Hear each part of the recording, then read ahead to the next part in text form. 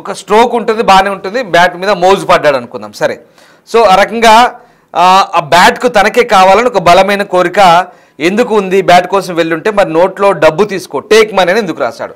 మరి బ్యాట్ కోసం వెళ్ళాడని పోలీసులు అంటే ఇక్కడ పోలీసులు చెప్పిన విషయాలకైతే ఎక్కడ మనకు పొసుగని పరిస్థితి. సో ఇంకో డౌట్ ఏంటంటే వాడు ఇదివరకు ఒక మొబైల్ చోరీ చేశాడు. మరి అప్పుడే ఆ పిల్లాడి తల్లిదండ్రులు ఎందుకు మందలించలేదు? ఆ పిల్లాడి తల్లిదండ్రులు ఎందుకు మందలించలేదని ప్రశ్న. ఎందుకు వాడు అడ్డదారి పడుతుంటే లైట్ తీసుకున్నారు? వాడు ఒక మొబైల్ దొంగతనం చేసినప్పుడు వాళ్ళు కూడా ఎందుకు నిర్లక్ష్యం వహించారని చూద్దాం. సరే, ఇప్పుడు నేను ఇన్ని విషయాలు చెప్పాను కదా, ఒక్కసారి ఆ పోలీసులు ఇప్పుడు నేను చెప్పిన అంశాల వారీగా ఆ నోటుని బట్టి నేను మీకు చెప్పాను ఏమేమి రాశాడు, ఏమేమి జరిగింది, రాసిన దానికి వాడు చేసిన దానికి ఎక్కడైనా పొంతనుందా లేదా అనేది మనం ఒకసారి చెక్ చేస్తే కనుక ఇందాక నేను లెటర్లో రాసిన క్లియర్ కట్గా అన్ని అంశాలు, ఆ గ్యాస్ అని, కట్ చేయాలని, మనీ అని, ఇవి వాడు రాసిన లెటర్ ఎప్పుడో నెల కింద రాసుకున్న లెటర్కి ఇప్పుడు వాడు వచ్చిన ప్లానింగ్కి, ఎగ్జిక్యూషన్కి ఏమాత్రం సంబంధం లేదు. మరి పోలీసులు ఏమన్నారు? పోలీసులు చెప్పిన దానికి నిజంగా ఈ డౌట్లకి సరిపోతుందా లేదా? ఒకసారి ఆ పోలీసులు ఏమన్నారో చూద్దాం. అవునండి, ఆయన ఒక స్లిప్ రాసుకున్నాడు. ఆ స్లిప్లో ఏంటంటే ఫస్ట్ ఒక గ్యాసు ప్లస్ టేబుల్ ఎట్లా రెడీ చేసుకోవాలి, తర్వాత లాక్, ఆ గ్యాస్ను ఉపయోగించి లాక్ ఎట్లా ఓపెన్ చేయాలి, తర్వాత మనీ ఎట్లా తీసుకోవాలి, మళ్ళీ ఆ గ్యాస్ ఆన్ చేసి ఆ లాక్ చేసి ఎట్లా బయటపడాలి అని చెప్పేసి రాసుకొని లాస్ట్లో మిషన్ డన్ అని రాసుకున్నాడు. అంటే అది ఎప్పుడు రాసుకున్నాం అంటే కొద్దిగా ముందే, అంటే ఒక 1 month బ్యాక్ రాసుకున్నాం అని చెప్తున్నాడు. అంటే ఆయనకి ముందే ఆ థాట్స్ ఉన్నాయని మనకు అర్థమవుతా ఉంది. బ్యాట్ దొంగతనం కోసం వెళ్ళాడు. మనం ఎన్నిసార్లు అడిగినా మనీ గురించి చెప్పడం లేదు. నాకు ఆ బ్యాట్ యాక్చువల్గా ఏంటంటే డిసీజ్డ్ వాళ్ళ తమ్ముడు 6 years ఉంటాయి, ఈయన కలిసి క్రికెట్ ఆడేవాళ్ళు. ఆ బ్యాట్ ఈయనకి బాగా నచ్చింది, స్ట్రోక్ బాగా ఉంది, నాకు బాగా నచ్చింది, నాకు ఇవ్వు, నేను కూడా ఆడతా అంటే ఇచ్చేవాడు కదా పిల్లవాడు. సో దాంతో నేను ఎట్లయినా దాన్ని సొంతం చేసుకోవాలనే ఆలోచనతో 2-3 daysగా ప్లాన్ చేస్తున్నాను చెప్పాడు దానికోసం. అతను చెప్పింది ఏంటంటే ఇంట్లో ఎవరు లేరు, నార్మల్గా వీళ్ళు ఏంటంటే ఇల్లు దగ్గరికి వేసి వెళ్తారట.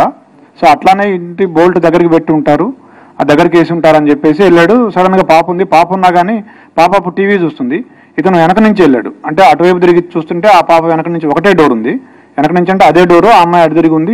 ఇట్లా వెళ్ళి ఆ కిచెన్లో ఉంది బ్యాట్ తీసుకొస్తుంటే అప్పుడు ఆ అలికిడికి పాప చూసి దొంగ అని అరిచింది. అరిస్తే అతను పరిగెత్తబోతే ఆ అమ్మాయి పరిగెత్తుకుంటూ వచ్చి చొక్కా పట్టుకుంది. పట్టుకుంటే ఆ కోపంలో తోసేస్తే మంచం మీద పడింది. మంచం మీద పడ్డాక కళ్ళు మూసుకొని విచక్షణారహితంగా పొడి చేశానని చెప్పాడు.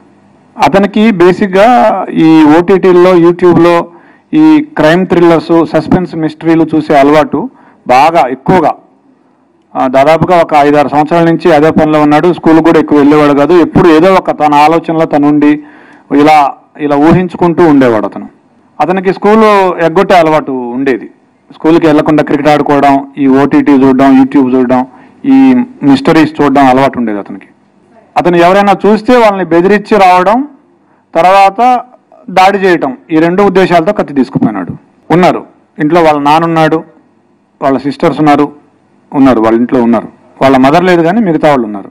పేరెంట్స్ వాళ్ళ మదరు, నిన్న మనం వాళ్ళ మదర్తో మాట్లాడినప్పుడు అనింది, ఫస్ట్ రోజే పోలీసులు ఈ హడావిడి అంతా చేసి నేను అడిగాను మా అబ్బాయిని, ఏరా నువ్వేమైనా చేసావా అని అడిగాను, ఒప్పుకోలేదు. 2వ రోజు కూడా అడిగితే ఏమా నువ్వే నన్ను పట్టించేటట్టున్నావే అని అన్నాడు, నిమిదొట్టు అన్నాడని చెప్పింది వాళ్ళ మదర్.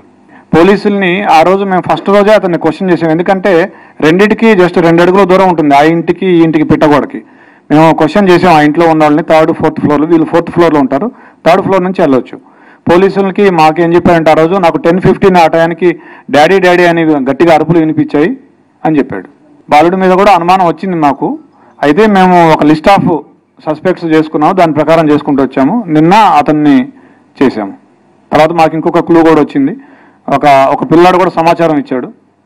ఇట్లా ఆ రోజు ఏ రోజైతే అఫెన్స్ జరిగిందో ఆ రోజు మార్నింగ్ 8:30 to 8:45 అతను ఆ గోడ దగ్గర, ఏదైతే గోడ దూకి వెళ్ళే అవకాశం ఉందో ఆ గోడ దగ్గర తచ్చాడాడు అతను చాలాసేపు, ఒక 15 minutes.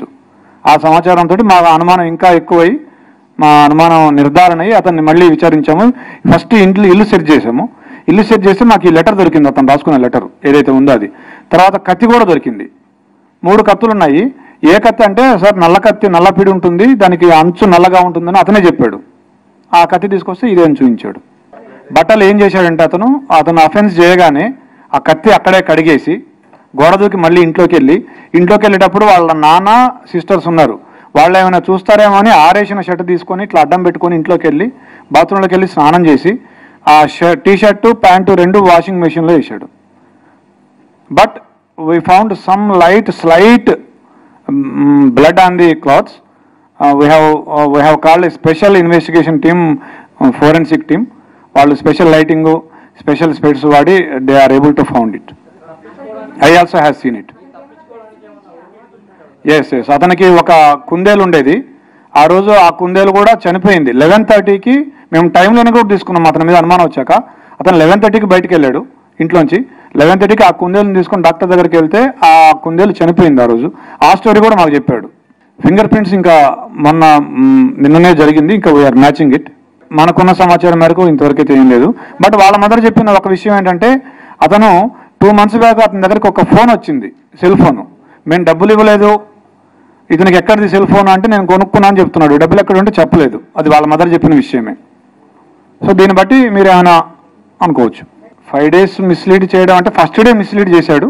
మనం హ్యూమానిటీ మనకి ఇప్పటివరకు టెక్ రాలేదు కాబట్టి మనం అందరినీ విచారించుకుంటూ వచ్చే క్రమంలో అది కూడా అడిగాము. ఇది 2వసారి అని చెప్తున్నాడు. అంతకుముందు కూడా ఒకసారి వెళ్ళాను, ఇది 2వసారి ఇట్లా వెళ్ళానని చెప్తున్నాడు. ఈ డిసీజ్డ్ తమ్ముడు ఎవరైతే ఉన్నారో సద్విన్ ఆ పిల్లాడు, అతను కూడా అడిగాము. అతను కూడా ఏం చెప్పట్లేదు మనకు. లాక్ అని చెప్పలేదు మనకి. నార్మల్గా వీళ్ళు ఇది వేరే ఆ లెటర్ ఈ దీనికి సంబంధించింది కాదు. ఆ అమ్మాయి చూడదు, ఆ బ్యాట్ తీసుకొని వెళ్ళిపోదాం అనుకున్నాడు అతను. ఆ అమ్మాయి ఇంకా చూడదు, ఆ బ్యాట్ తీసుకొని పరిగెత్తుకొని వెళ్ళిపోవచ్చు అనుకున్నాడు. అడిగాము మేము, మరి బ్యాట్ అంటే మీ పేరెంట్స్ని అడిగితే కొనిస్తారు కదా అని అడిగితే, సరే అతను ఉద్దేశంలో ఆ ఫ్యామిలీ ఫైనాన్షియల్ ఇబ్బందుల్లో ఉంది.